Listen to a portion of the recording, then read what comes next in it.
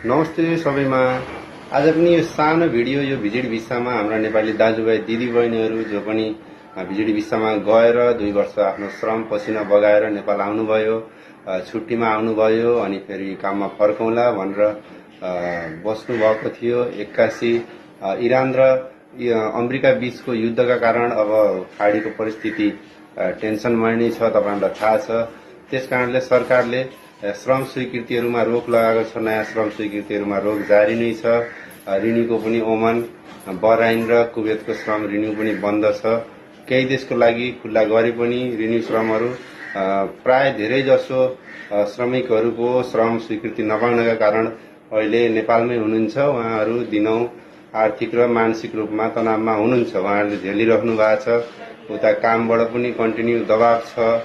काममा पनि धेरैको जब छुटिसकेको छ र नेपालमा बसेर पनि उहाँहरूलाई धेरै समस्याहरू छ। श्रम स्वीकृति प्राप्त नगर्नाले, काममा नपुग्नाले उहाँहरूले दिनौं समस्याहरू झेल्न परेको छ, भोग्न परेको छ। यस्ता त्यसैले हामी सरकारलाई एकदमै विनम्र गर्न चाहन्छौं, बिन्ती गर्न चाहन्छौं कि यस सम्बन्धमा केही न केही फैसला तपाईहरुले ल्याउनुस्।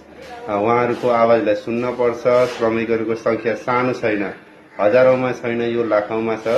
उहाँहरूको जो मानसिक र आर्थिक स्थिति छ यसले भोलि देशमा पनि धेरै कुरा चुनौती भोग्न पर्न सक्छ। यसले नेशनल एउटा डिजास्टर, एउटा नेशनल इमर्जेन्सी जस्तो पनि देखाउन सक्छ।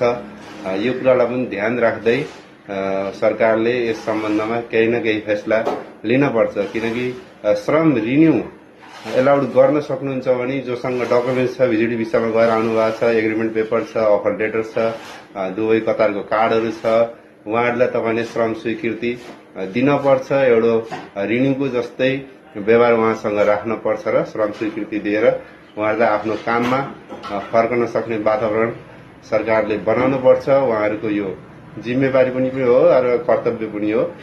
समस्याको कसरी समस्या हुन्छ भन्नेतिर हैन, समस्याको समाधान कसरी निस्कन्छ भन्नेतिर हाम्रो यो नयाँ सरकारको सोच पनि हो, विचार पनि हो।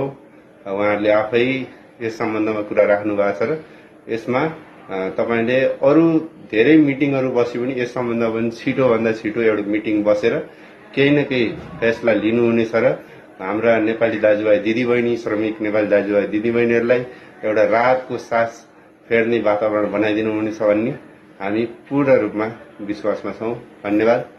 हाम्रो पेजलाई फलो गर्नुस्, भिडियोलाई शेयर गर्नुस्। धन्यवाद।